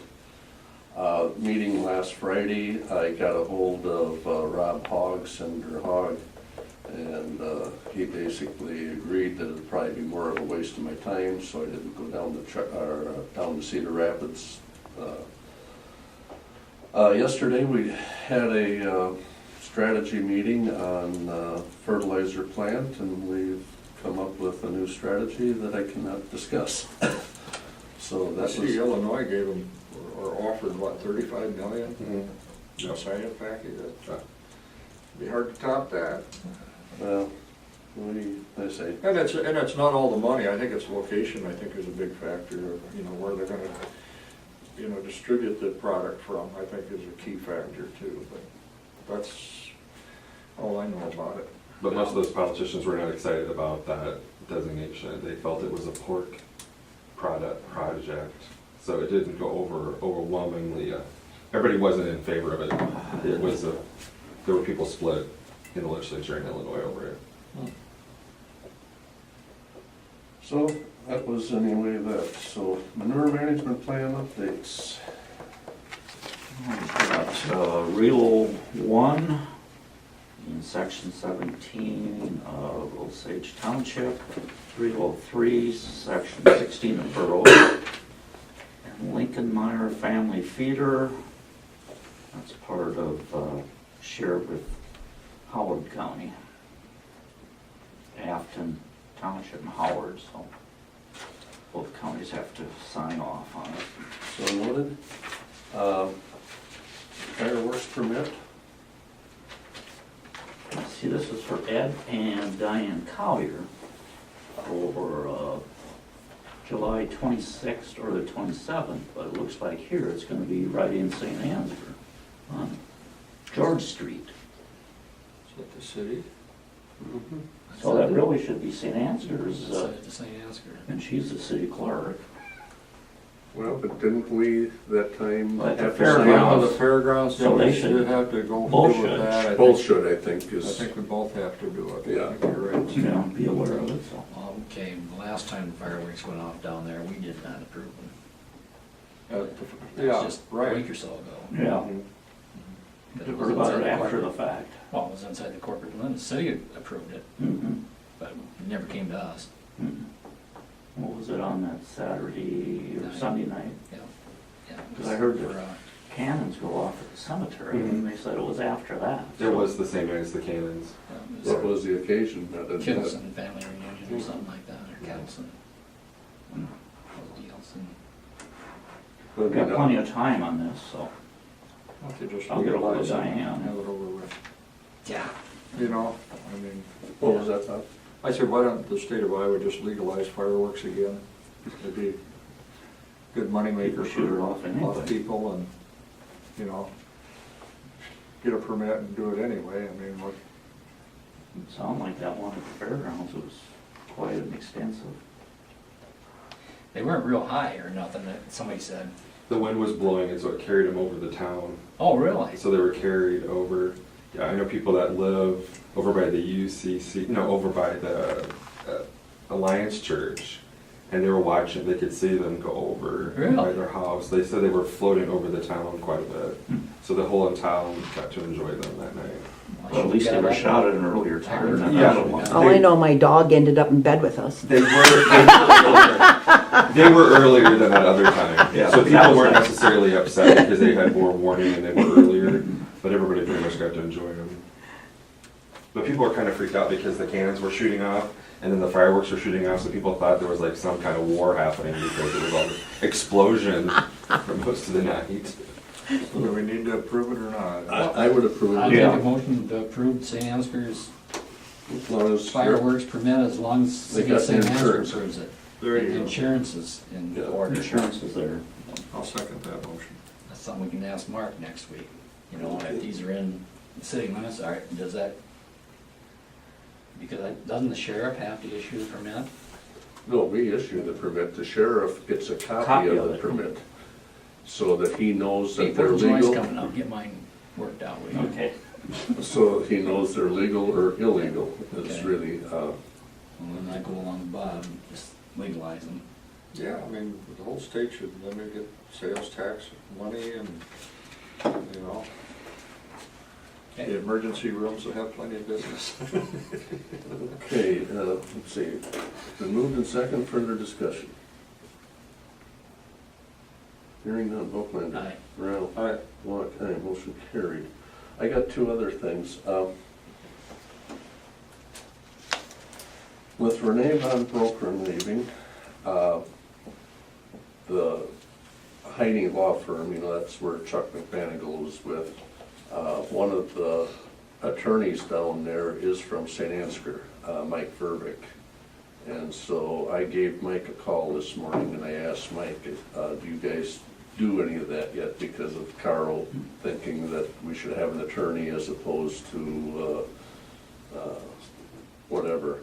And Mike said no, he didn't think, he said there was somebody in the office, but he thought that they weren't working with it all that much and he would not recommend it. But he said he would do some checking around, see who in the state really does a good job in that. And so, Who was it that offered? I don't remember right I don't offhand. either. They had Paul Greif, Greufe. Yeah, He yeah. spoke at ISAC things, and I did email him yesterday. He did email me back last evening. He gave me the 7 counties that he's working with, so we could contact them. Chickasaw just hired him, Really? so he hasn't met with them, but there's various counties. I guess I'd like to, yeah, we need to know the counties he's worked, so we can contact them, find out whether he's any good or not, you know. The other thing too, we might wanna talk to Mark about is this Renee. You know, what has it been, 3 years since she negotiated a contract with us this fall? Was it a 3-year or 2-year? Three-year contract. So our contract's up this fall, right? Yep. So, after she negotiated that, we had to keep her on as a retainer for those 3 years. Now, third year's up, we paid her X amount of dollars every year. Now she's, see ya. What did we Close for get? business. Yeah, closed her business. What did we get for the retainage? Other than the fact that she would be here if we needed her? I suppose you don't get anything on that, but if she's leaving the 1st of July, or when was it? Who's taking over the rest of the time? Then you should, like you say, get some sort of refund. Look at the contract and see what the dates are on it. Right. So, That's, do you have that contract? I'll look and see. what's that tape recorder? Yeah, As in a pack jet. That's what the tape It's in a box somewhere. I found the box that it came in. Over it, but I know Conservation borrowed it once, Oh. so I know it worked, but it's just a little handheld. Yeah. Did Sound they thing. return it? Yeah, they returned. Oh. Oh, okay, no, no, we need to find somebody, because this fall it's up again, isn't it? Well, like I say, it isn't gonna hurt to You know, I talked to ask them around. one time too, if they did that, and they said they would, they had talked about it in the past, I don't know if they ever had it, but. You know, with our union here, I mean, I don't know, I don't see how it's helped them at all, I mean, I would still like to approach them I mean, with the idea that, hey, look, guys, I mean, we have been, I think, reasonable to work with this and that, and you're paying a lot of dues for, and I don't see what you're really getting out of it, other than, was it 2 hours per month that they have to pay union dues? Yeah, 2 pay periods. Yeah, so they pay an hour each pay period? Or is it I'm not 2 sure hours how per much. pay period? yeah, I think it's It's something like that. deducted out of the ones that are Right. members. Not all of them are even members. Right. But, I mean, you know, they can have their own union yet. If they dropped Scarecrow, and we,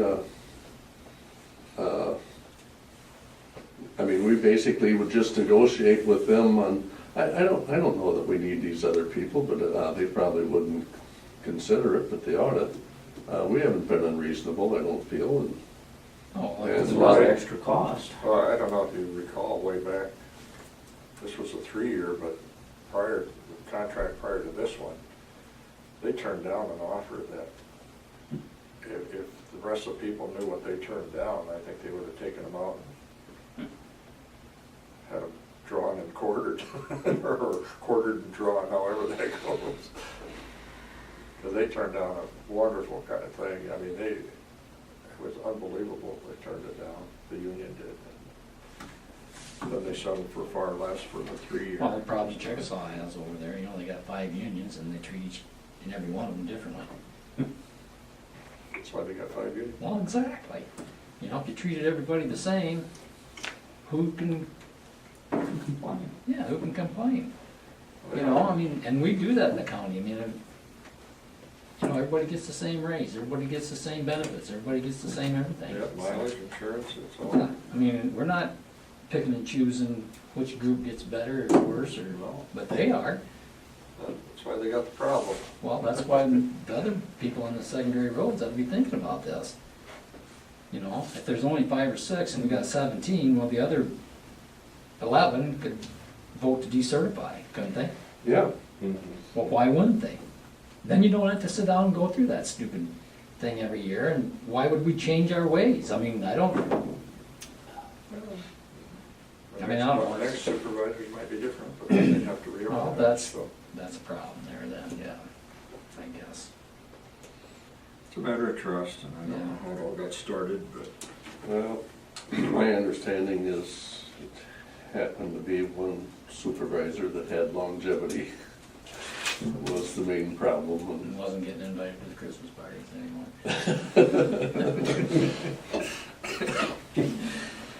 Yeah, I can understand. Well, I know it happened in the city. The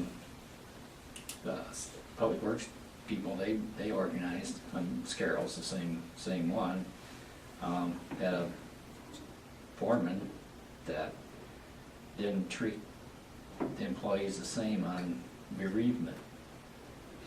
You know, one got to go to this bereavement and the other one had the same situation and didn't get to go.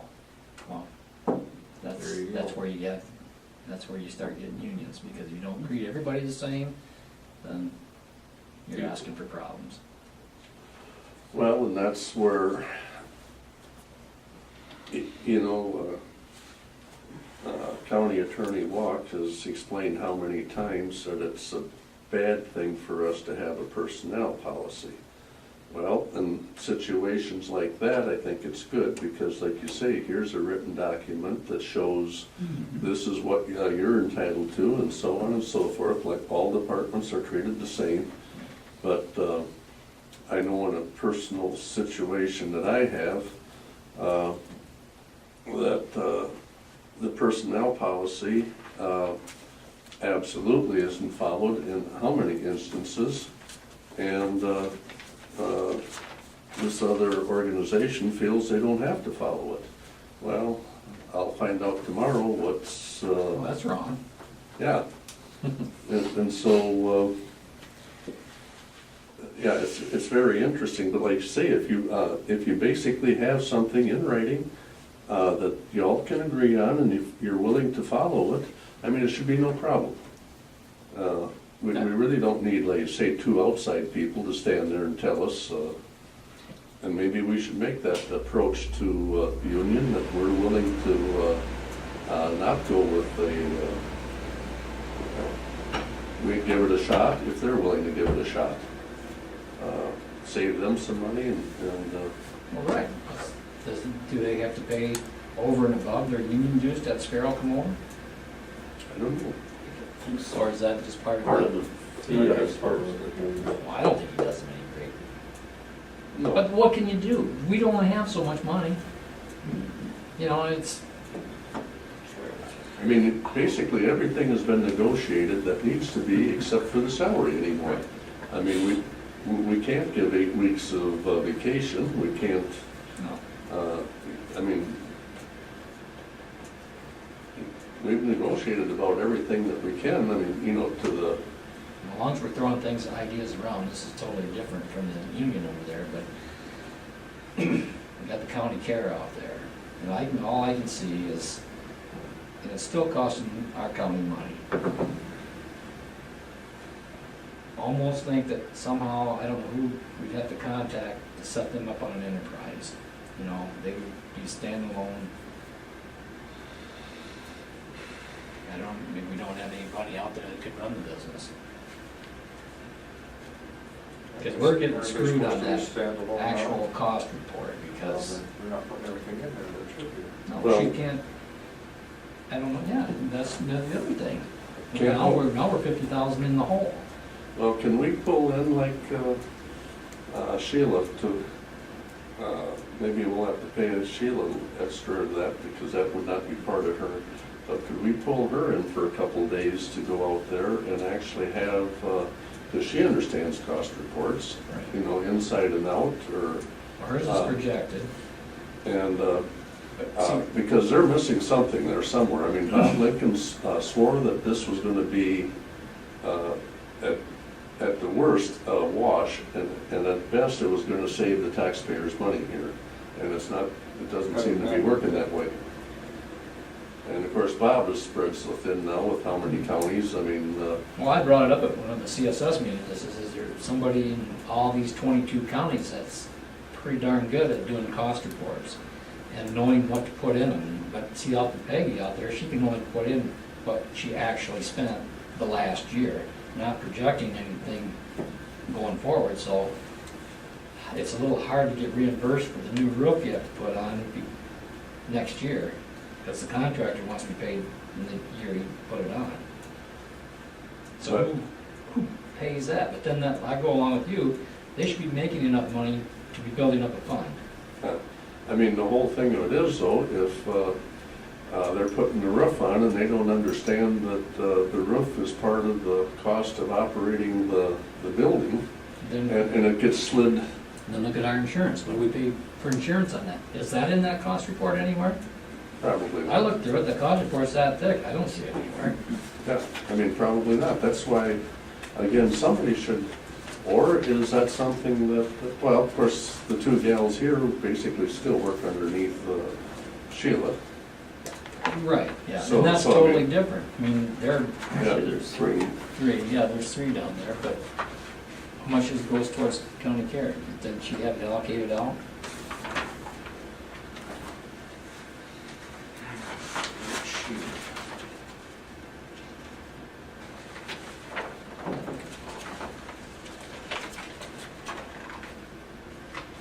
I gotta dig that out again too and go through, but there's just all these type of things. Isn't that why some of these are being bought out, like counties are selling them and companies are running them because of that very reason? Well, Van Buren County down there, they had a 36 bed and they leased it to a contracting company. Well, the contracting company went belly up last year.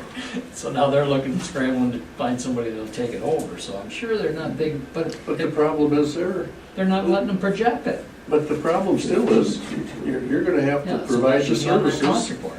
You're gonna have to pay for the services for your citizens that need them. So I mean, you know, we're not out of the woods at all just because we privatize it. That's the worst of it. Right.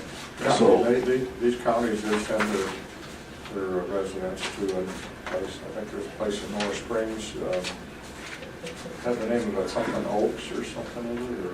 Well, Bob always talks Or- about, moving these people into the community. That sounds Doing this and that, but how does that work?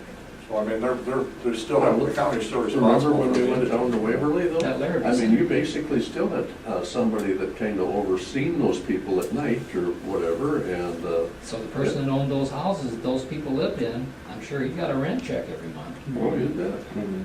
Well, I mean, why isn't the county getting a rent check every month? I think getting help for Peggy on the cost report is a good idea. Oh, absolutely. But I don't know when that cost report comes up again. Well, why don't, And I think you can modify those over the year too. And who's You wanna doing the contact cost Sheila? report? Do they have the- I'll talk to Sheila and I'll talk to Bob. and see once if we can't, like you say, get, Have the best individual doing the cost report, or, who's writing this up, but, maybe just. I mean, that's why we went with home health, we bill them, what, $1,700 and some dollars a month rent. It's money that comes out of one pocket, goes back into the other, but at least it shows up.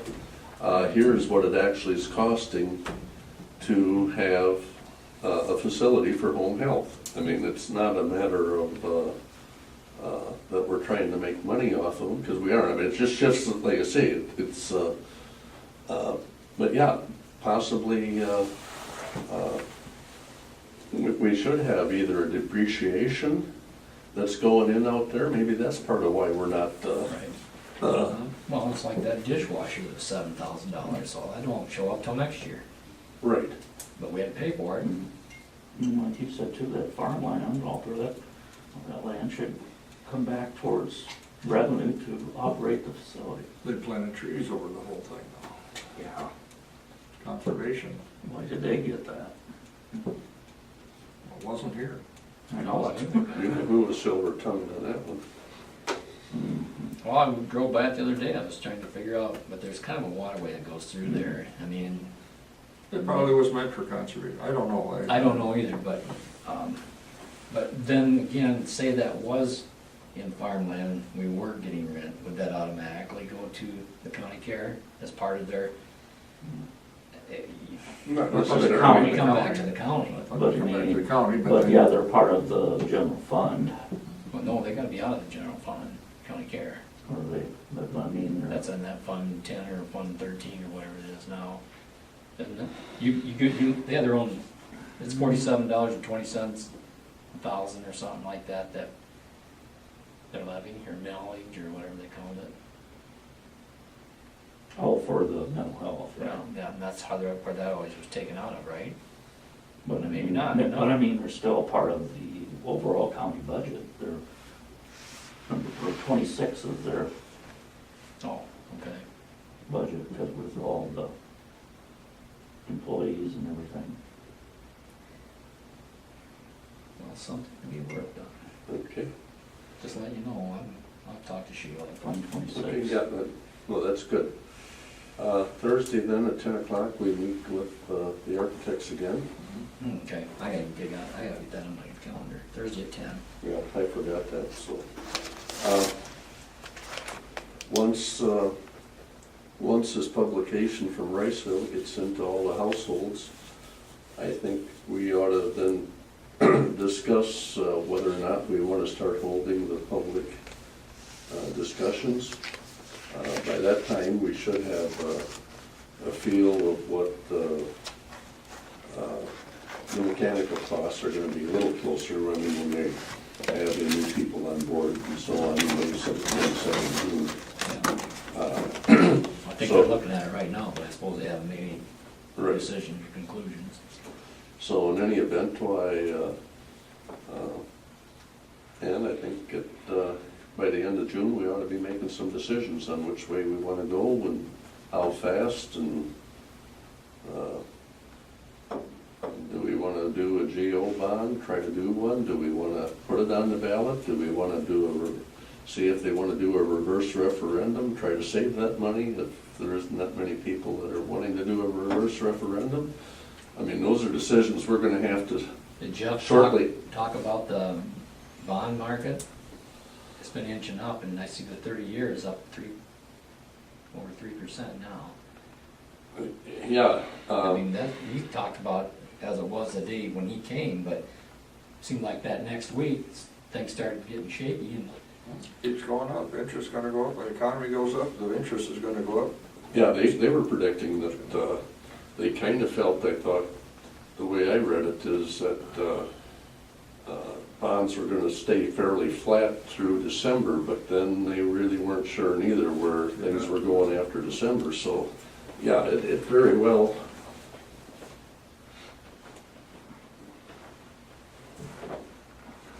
You had tornadoes and hurricanes, and your material costs go up right along with it, you know?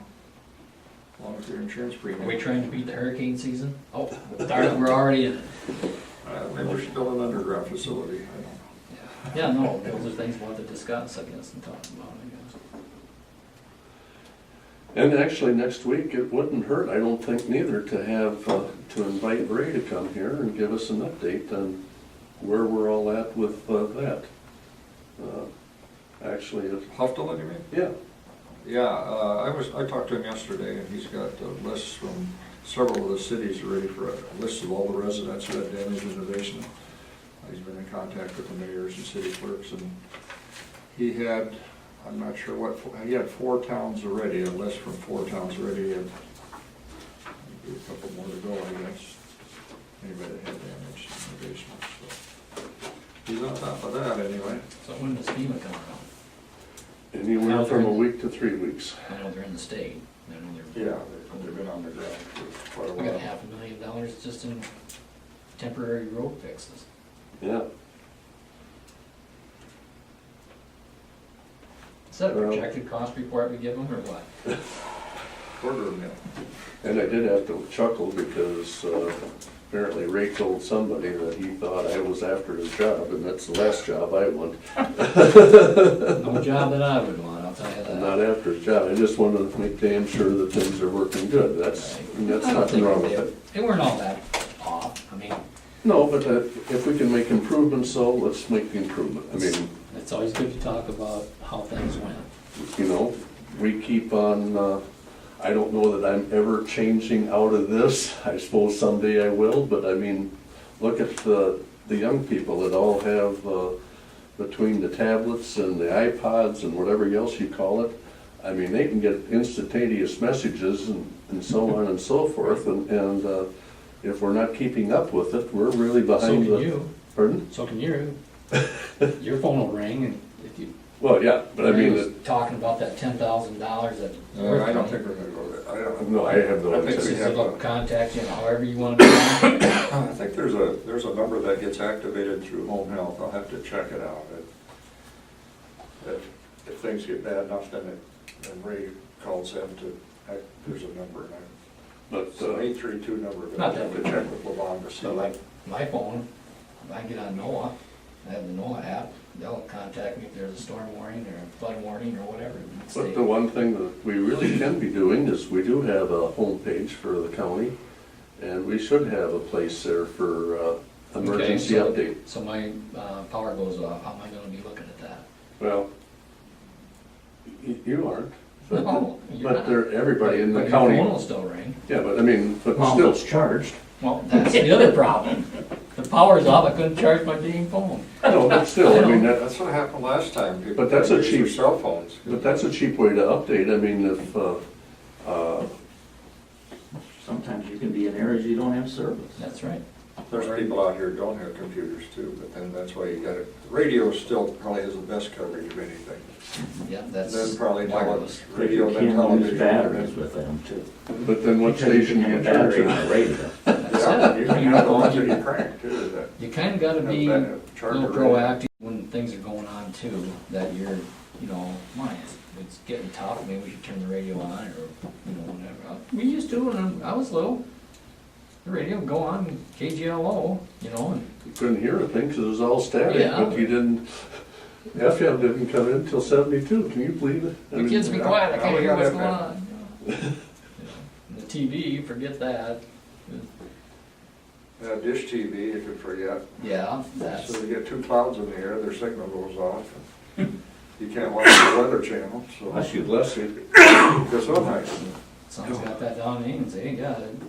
Even the little bit of or rain or clouds that come over, you know, and pictures Lots of- freeze or come back, and yeah, they go undigital. so what's the answer? Still a good old radio, it's hard to beat. Right. Your weather radio, I think Home Health had a grant and they're buying a bunch of those little weather radios to distribute to clients. And, Well, that's something we can put on our website. you know, you seen that little one I Put had. all the different ways that people can be informed, and then maybe they should choose a couple of them. Well, but like I say, that we can definitely have a spot on there that, it's even like this morning when Jim Worry came with, here's the 9 roads that are still closed. I mean, that could be posted right now as they're open, that can get pulled off, so you don't have to call anybody. It's, How do we get to do that? well, what we gotta learn, first of all, is how to access that. That again, possibly could be part of emergency management, maybe that's delegated. Northwood's pretty good. Maybe that's delegated to dispatch after it slows down. After it slows down, but I mean, if it's really during, like this last week, that's where again, if we had our emergency operations center operating, people like us could be posting it. When it slows down, why, but we have to have those discussions at least. How can we do it? Is there ways to do it? If you're talking about for technology, your best bet isn't using your county website. The best bet is going with a Facebook page. You need to have a Mitchell County Facebook page so you can post that kind of stuff, and it's easier for administrators to get administrators to do that. If you're gonna, what you're talking about, I would, for technology where people are going, they're not used to going to a long website address for something. It's instant with Facebook and posting pictures and everything. Facebook code is. You're better off going with social You media. might be with- right. You on I- Facebook? I'm Not not, is. yeah. Judy is. Yeah. And not to downplay your county website, but I think just if you want to be current, then you need to look at social media options like Facebook Twitter. and Twitter. If you were tweeting those instantly, people can pick up the tweet and see what roads are closed right then. That's where you need to go. And anybody can be tweeting from their phones, can be posting on Facebook from their phones. I would suggest that's the direction you think about for way social media is going for instant information. Yeah. Well, Facebook would be a good option.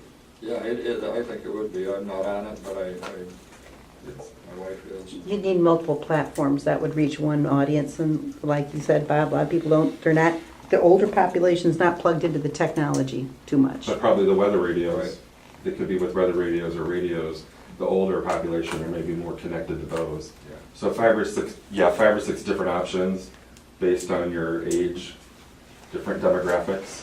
But with Because with the older population, somebody's gonna be walking over to your room at the nursing home to tell you about it. Well, that's true too. You'll hear it over the loudspeaker. We need to go to the activity room now. You know, But, You got one reserved? but for moving forward, I would suggest looking at Yeah, different that's a good options idea. from Yeah. tweeting Facebook is a to good- Facebook. I know. I still think I wouldn't downplay Twitter, because Twitter is a huge thing with a certain age group also. When you're talking about getting instant information out, you can post photos, right? On Twitter, if you're out someplace, they could be posting those pictures and that kind of stuff. Well, Josh Burns had the flooding over Balsam. He was sitting there blocking the road so nobody would go through. Was that Friday night or Thursday? Friday. It was Friday night. Friday night. And, I mean, it was right out of instant, you know. He took it from his phone and posted it right to his Facebook page, and everybody that's a friend of his Instant, yeah. all got that alert Yeah. that it's there. Donna was on Facebook and there it was. And getting people to friend Mitchell County or whatever on Facebook. Everybody gets that in their little group. Before you know it, you have thousands of people that are friends of Mitchell County that could get that information. But that's probably the direction. And a lot of people can be administrators for those too. You wouldn't have to designate one person, you could have several people that are posting things that need to be put on there. Well, there's another option Yeah. we should be looking at. I think, yeah. We really have to, I mean, that's, Like your, maybe your weather spotters who are out there would be good ones for that, yeah. County website, Mhm. or the county Facebook or Twitter page. 'Cause they Have are, both. Yeah. The spotters are out there during Mhm. bad weather. Yeah. It's, Those are things, making connections with whoever those people are to know to do that, if they have Facebook pages, or they could get on that or whatever. That's just another level of making the public aware if there's an emergency or there's some concern. Besides just general information you want to give the public about whatever's going on. Your public meetings that you're talking about having, tweet it, post it on Facebook, those kinds of things. It doesn't have to be for emergency reasons to have it, just general information to plug the community in, the county in to public stuff. it's Yeah. information era. And it's instant information. Right. Mhm. Yeah, mhm. it's now. Anything else for the good of the cause? Okay, the cause is good, we'll stand adjourned at 10:30.